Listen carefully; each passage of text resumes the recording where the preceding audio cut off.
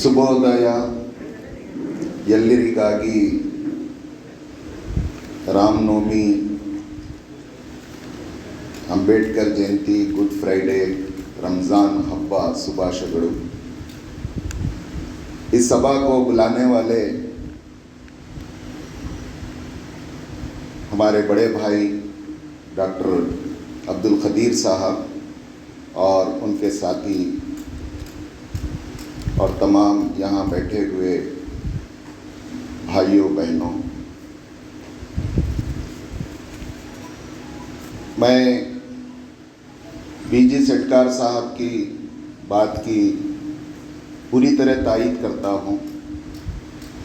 और हिंदुस्तान एक डेमोक्रेटिक मुल्क है। यहाँ पब्लिक ओपिनियन से सरकार में कोई लोग आते हैं तो अगर पब्लिक का प्रेशर अगर बढ़े तो जाहिर है सरकार में जाने वाले लोग मजबूर होंगे और अपना इलेक्शन मैनिफेस्टो 2024 में वो डिक्लेयर करने पर मजबूर हो जाएं कि हम जब आएंगे तो हमारा ये टारगेट रहेगा। मैं आपको एक खुशखबरी सुनाना चाहता हूँ, क्योंकि जो लोग जिस मैदान में काम करते हैं उनके इंस्पिरेशन के लिए ज़रूरी है कि कामयाब तजुर्बात और मिसालें भी उनके सामने आएँ। आप ये जानते भी हैं और फिर से हम सुनकर खुश होंगे, खुद हमारे भारत में 100 से ज़ायद विलेजेस अल्कोहल फ्री हैं। खुद हमारे कर्नाटका में 2 विलेज हैं, एक है जनकपुर कोप्पल डिस्ट्रिक्ट में और एक हमारे पड़ोसी ज़िला गुलबर्गे का है गुंडगिरी।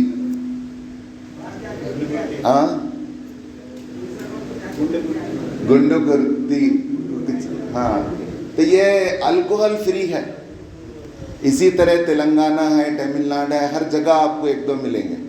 लेकिन इसमें ख़ास सोशल केमिस्ट्री और इंजीनियरिंग ये है कि ये बहुत छोटे विलेजेस हैं। 1000 से लेकर 10,000 तक की पॉपुलेशन है।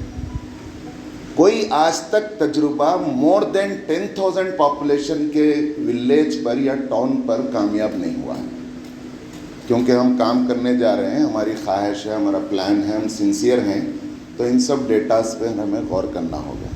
ये उसी वक्त इसमें असल किसी भी आबादी की पॉपुलेशन का निस्फ पॉपुलेशन आधी 50% या उससे थोड़ा 19-20 के फ़र्क से मोर और लेस वीमेंस होते हैं। और ये पूरे 100 विलेजेस के पीछे जो बैकग्राउंड है वो वुमेन स्ट्रगल है। एक देहात में 4-4 हज़ार औरतें जमा होकर उन्होंने मजबूर किया डिस्ट्रिक्ट एडमिनिस्ट्रेशन को कि वो ऑर्डर निकालें। अभी आप देखेंगे कि इस तरह की मिसाल अट्टापोटी केरला का एक गांव है, जिसमें 1995 में चीफ मिनिस्टर जब A.K. अंतोनी हुआ करते थे, वहाँ पर डिस्ट्रिक्ट एडमिनिस्ट्रेशन को उस विलेज वालों ने मजबूर किया और आज तक वो अल्कोहल फ्री। अब कंट्री की बात हम करें तो भी हमारे लिए ऐसे मॉड्यूल्स वर्ल्ड में मौजूद हैं। ऐसा नहीं है कि दुनिया इससे खाली है। आपको हैरत होगी, 10 कंट्रीज़ ऐसे हैं जो अल्कोहल फ्री हैं, जिसमें सऊदी अरबिया है, सूडान है, लीबिया है, कुवैत है और मालदीव है, और इसी तरह यमन है, और इस तरह 10 कंट्रीज़ से ज़ायद कंट्री लेवल पर अगर उनके पास चोरी से हर जगह पीते ही करते हैं, कुछ लोग तो रहते हैं, लेकिन लॉ ऑफ द लैंड है, which is the rule of the law. वहाँ पे वो लैंड लॉ इन्फोर्स्ड है। अगर उनको पीना है तो आप माफ़ कीजिएगा, वो करीब में बम्बई है तो बम्बई को आते हैं, उधर कहीं भी वेस्टर्न कंट्री को जाना है तो वहाँ जाते हैं, वहाँ जाके उन्हें अपनी ख्वाहिश पूरी कर सकते हैं, उनके कंट्री में नहीं कर सकते। तो ये सब चीज़ें हैं। हमारा will power with political interest जब तक नहीं बढ़ेगा, ये दोनों मैच नहीं करेंगे, उस वक्त तक नहीं होगा। मैं आपको मायूस नहीं कर रहा हूँ, अवेयरनेस उसकी इब्तिदा है। पॉलिटिकल चेंज लाने के लिए भी हमें सोशल चेंज बहुत ज़रूरी है। मैं बड़ी बड़ी बातें करने के बजाय, चूँकि मेरा भी एक स्कूल है और 30-35 साल से मैं स्टूडेंट्स और एजुकेशन इंस्टीट्यूट से ताल्लुक़ रखता हूँ। Wisdom institutions, school, college, academy है। तो मेरा शुरू से स्टूडेंट्स के कैरेक्टर बिल्डिंग पे बहुत तवज्जो रही। Actually I was the professionally pharmacist, I was the farmer district president of chemist and druggist association, but with full interest मेरा बोलना, मेरा सब बच्चों की तरबियत उसके ऊपर था। मैं पूरे इंडिया के यूनिवर्सिटीज़ घूमने का मुझे मौका मिला। I was the general secretary of the All India Student Organisation. बहरहाल, तो हम बच्चों को बोल रहे हैं कि वो देखते हैं छोटे छोटे पॉकेट कहीं टॉयलेट कहीं पड़े हो जाते हैं, तो फौरी हमें मैसेज मिल जाता है कि कुछ हो रहा है। वो बच्चे छुपाते हैं, तो असेंबली में बोलते हैं, कभी ब्रेक में रुकाकर पूरे क्लासेस सस्पेंड करके मैं बोलता हूँ, बोलने लगाता हूँ, ये सब होता है। इसके अलावा भी हम एक काम करते हैं। वो काम है, ख़ास तौर से हम देख रहे हैं कि 9th, 10th, 11th, 12th ये जो टीनेजर का ग्रुप है, ये बहुत जल्दी बाहर के कॉर्नर से बहुत जल्दी मुतासिर होता है। और उसकी असल यूनिवर्सिटी है गली का चौरस्ता, और उसका असल स्कूल है वो उसके हम उम्र बच्चे जो डिफरेंट स्कूलों से आते हैं, एक स्कूल के नहीं, उन्होंने जो सीखा है वो सीखता है, वो दोस्त हैं। और इस एज में बच्चा, मैंने साइकोलॉजी पढ़ी, माँ बाप को दुश्मन समझता है और अपने एज के बच्चे को दोस्त समझता है। अडल्ट्री के भी बात चीज़ें बच्चा और बच्ची माँ बाप से पूछने के बजाय अपने फ्रेंड से पूछते हैं, वो भी इसी तरह अननोन और उन्हीं प्रॉब्लम का शिकार है जो उसके हैं। तो ये दीवानापन है एक उम्र का, लेकिन ये दीवानेपन को हम शाणे लोग समझना बहुत ज़रूरी है। आज ये शाणे लोग नहीं समझने से, excuse me, parents are threat to the childrens. आज पेरेंट बच्चों के लिए बहुत बड़ा चैलेंज बने हुआ है। उन बोला मैं अपनी ज़िंदगी अच्छी गुजारना चाह रहा हूँ, तू क्या तो कर ले, बच्ची क्या तो कर ले, बच्चा क्या तो कर ले। जिस दिन कोई पेरेंट और कोई टीचर बच्चे को ये सर्टिफिकेट दे दे तू क्या तो कर ले, उस दिन से बच्चा तबाह हो गया। ये सुन लीजिए। तो हम जिम्मेदार हैं, मरते दम तक बोलना है, बोलते बोलते मरना है, या तो वो सुधरना है। ये हमारी जिम्मेदारी है। कोई टीचर भी ये ना बोले, कोई माँ बाप भी ये ना बोले। अगर बोलते हैं तो हम उसे 12 खून माफ़ का सर्टिफिकेट दे रहे हैं, हम खुद दे रहे हैं। और हम चाहते हैं कि हम मोबाइल में मसरूफ़ रहना, हम अपने नशे में मसरूफ़ रहना, हमारे को बीवी की झंझट नहीं चाहिए, बच्चे की झंझट नहीं चाहिए, तो शादी क्यों करें, बच्चे क्यों पैदा करें, ये सब चीज़ों के सवाल आते हैं। तो आज कुल मिलाकर हम देख रहे हैं कि बच्चों को झेलना पेरेंट को मुश्किल हो रहा है, हमारे कन ला के डाल रहा हूँ। और ऐसे इंस्टीट्यूट को ज़्यादा पसंद कर रहा है जहाँ ज़्यादा टाइम होल्ड किया जाता है, हालांकि वो अननेचुरल है। अब हम भी इंस्टीट्यूट चला रहे हैं, खदीर साहब भी इंस्टीट्यूट चला रहे हैं, जो ज़्यादा टाइम रोका वहाँ ज़्यादा बच्चा आता है। तो मतलब क्या है, बच्चा अगर कम टाइम के स्कूल को गया तो फिर एक ट्यूशन को भेजना। तो ये इसलिए हो गया है कि पेरेंट नहीं चाह रहा कि उन पूरा शहर गीदड़ बन के आना और सो जाना, ख़त्म, और पैसे मैं दूंगा। ये मेंटालिटी एक बहुत बड़ा चैलेंज है जो समाज में बन गया। तो मेरा ये बोलना है कि जो पी के करके जिनकी आदत हो गई है, अब वो कानून बनेगा, पकड़ेंगे, पुलिस जेल में डालेंगी, वो तो प्रोसेस वक्त आते वक्त आएगा। गए सो लोगों को छोड़ के ये जो खेप की खेप न्यू जनरेशन आ रही है, 8, 9, 10, 11, 12, हाँ, इसके ऊपर पूरे पॉलिटिशियन की नज़र है कि आज उन्होंने 16 साल 17 साल के हैं, कल 18 साल के होती वोटर फ्रेंचाइज बनती, मुल्क के वोट बैंक बनाने की नज़र है। क्यों हमारे पॉलिटिशियन को इस बात की फिक्र नहीं है कि मेरा ये नौजवान पीढ़ी यहाँ की अल्कोहल मुक्त और ड्रग मुक्त बन जाए? खाली वोटर बनाने की फिक्र है। कैसे लोगों को लेकर हम कैसा देश बनेंगे और देश को कहाँ ले जाएंगे, हमारे बड़े लोगों को क्या आज सोचना नहीं है? कहाँ कहाँ अंगार लगा रखे गए, इंस्टीट्यूट को भी नहीं छोड़ रखे गए। बहरहाल हम सब समाज की फिक्र कर रहे हैं, समाज का भला सोच रहे हैं। एक बात मैं कहकर अपनी जगह लूँगा, वो ये कि असल विचारधारा बहुत अहम है।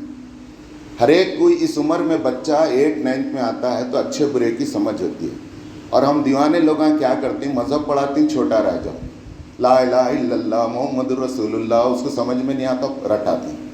पढ़ाओ आप मज़हब के चीज़ें, जब समझ में नहीं आते पढ़ाते हैं, जब समझ में आता तो मज़हब को बाजू रखते हैं, खाली नंबरवादी बनाते हैं। ये एक अजीब उल्टी गंगा बह रही समाज में। जो पूरा एजुकेशन सिस्टम का कोलैप्स है। जब बच्चे को जिस चीज़ की ज़रूरत है, उसको पेशाब कैसा करना, टॉयलेट को कैसा जाना, बच्ची के साथ बात कैसा करना, शादी करे तो बीवी के साथ कैसा रहना, लड़ाई हो गई तो बीवी को मनाना कैसा, वो इसने बता रहे। एक लड़ाई में रिश्ता कट हो जा रहा है। क्या करते हैं, डॉक्टर बना के, एमडी बना के, एमटेक कितने अमेरिका का तो इतना मारा बच्ची को, एयरपोर्ट ला के रात में छोड़ा और सुबह में चले गए। बीदर की मिसालें दे रहा हूं मैं यहाँ।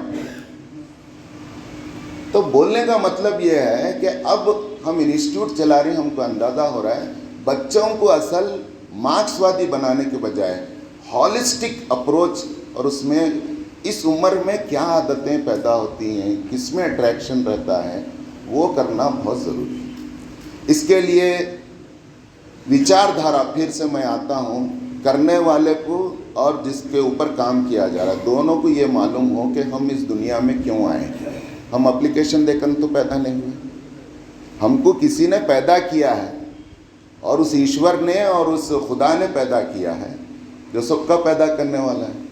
एप्लीकेशन दियो बोले तो कोई पेरिस का देता था, कोई लंदन का देता था होगा, और हर लेडीज मर्द बनने का देते थे होंगे। बहरहाल, तो हम अल्लाह की इच्छा से हम पैदा हुए हैं, तो उसकी इच्छा क्या है, वो हमसे कुछ काम लेना चाहता है, वो काम हमको करना है। इस धरती पर हमें खुदा ने अपना बेहतरीन शाहकार, एक ऐसा अच्छा मॉडल बनाया है, इससे अच्छा मॉडल कोई नहीं। व तबारकल्लाहु अहसनुल खालिकीन। 700 करोड़ इंसान आज दुनिया में हैं। हर एक की आँख यहीं चाहे, हर एक की नाक यहीं चाहे, हर एक का मुंह यहीं चाहे, हर एक के कान यहीं चाहे। सबका फेस ऐसे ही है, लेकिन किसी का फेस किसी से नहीं मिलता। ऐसा बड़ा कारीगर और ऐसा बड़ा सन्ना कौन हो सकता है। तो उसने कहा कि इंसान को अच्छी तरह से जीने के लिए जहाँ कानून की ज़रूरत है, पॉलिसी प्रोग्राम की ज़रूरत है, अकाउंटेबिलिटी की ज़रूरत है, वहीं एक सेंस ऑफ फियरिंग और सेंस ऑफ फेथ चाहिए कि मुझे अल्लाह देख रहा है, और उसने इस चीज़ को हराम किया है जो हर जगह मौजूद है। मैं इसको नहीं ले सकता। आज मैं रोज़े से हूँ और बहुत से मुसलमान पूरी दुनिया में रोज़ा रखे हैं। तो रोज़ा क्या है? रोज़ा तुम 13-14 घंटे भूखे रहते हैं, हलाल चीज़ें जो खाने की चीज़ें हैं वो खाना हराम है। हलाल चीज़ें, शराब दूर की बात, अल्कोहल दूर की बात, रूह अफ़ज़ा शरबत भी नहीं पी सकते, वो सब कहीं को पानी नहीं पी सकते। तो ये ट्रेनिंग क्या है? 30 दिन की ट्रेनिंग है, चाहे शर्मा रहो, गर्मा रहो, कुछ भी रहो।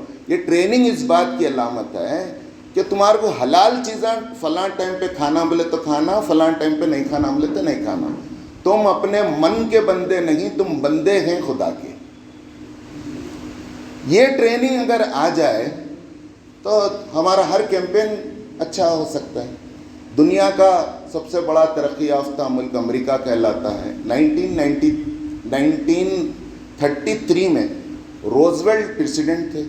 रोजवेल्ट की सदारत में ऐसे ही कैंपेन चला। उसका बजट देखें तो आप हिस्ट्री में गूगल कीजिए, कितने लाख हैंडबिल प्रिंट कराए और कितने होर्डिंग्स लगाए गए, कितने रियालियाँ निकाली गई। फिर फेल, पूरा तजुर्बा फेल हो गया अमेरिका का। तो फिर लिखने वालों ने यही लिखा कि असल कहीं कोई अहम चीज़ छूट रही है। वो अहम चीज़ यही है विचारधारा। वो नहीं दे सक रहे हम। ये हमको अल्लाह ने पैदा किया है, ईश्वर ने पैदा किया है, और उसकी इच्छा के अनुसार हमें गुजारना है। ये 2 दिन की दुनिया है, उसके बाद हमें मरकर फिर वो उसके पास जवाब देना है। अब हो रहा है क्या, 2 तरह के लोगों में ये ज़्यादा एडिक्शन है। आप अगर डेटा देखें, एक तो इलाइट क्लास, खूब पढ़ा लिखा, खूब पैसे वाला, अब उसके सामने ज़िंदगी का मकसद नहीं रहने से पैसा पैसा हो गया। पैसे के बाद क्या करना, खाना खुजाना, उसके बाद काम ही क्या है? इतना पैसा हो गया खाली अय्याशी करना। अब दूसरा जिसका कुछ भी नहीं है, उन देख रहा है एक इनोवा में जा रहा है, एक के पास सब कुछ है, मेरे कुछ भी खाने को नहीं है, कुछ नहीं, उन टेंशन में क्या तो भी गणेश बीड़ी तो ले रहा है, कुछ तो भी 2 रुपये का तो ले रहा है, आधा किसकन से तो चुरा ले रहा है, कुछ तो कर रहा है, उन बरा इसके क्या हम लोग दूसरे मज़े में। तो ये 2 कैटेगरी के लोग बहुत ज़्यादा अफेक्ट हैं। और क्योंकि बहुत से लोगों को बोलना है, मैं एक मिसाल दूंगा। अभी 2018 में नोबेल प्राइज़ लेने वाले जापान के एक बायोलॉजिस्ट डॉक्टर हैं जिनका नाम है जेम्स एलिसन। इन्होंने ऐलान किया कि मैंने कैंसर का इलाज ढूंढ लिया। पूरे कैंसर के ऑन्कोलॉजिस्ट उनसे रुजू हुए कि क्या है भाई बताओ, तो उन्होंने सबको जमा करके एक कॉन्फ्रेंस में बोले कोई गोली इंजेक्शन नहीं है, वो एक थेरेपी है। वो थेरेपी क्या है? तो उन्होंने बोले मैं रिसर्च करा, अगर एक इंसान साल में